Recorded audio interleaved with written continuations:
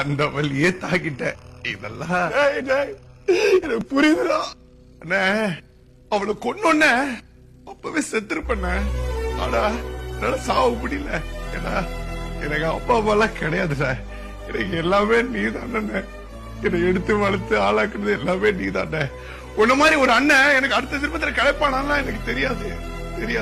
அதனாலதான் உன்னை கடைசியா ஒரே ஒரு தடவை உன் மூஞ்ச பாக்கணும் அப்படிங்கறதுக்காக தான் நான் வந்தேன். உன்னை பாத்துட்டேன். எனக்கு அது போதும். நான் போறேன். எனக்கு வேணாம். நான் போறேன்.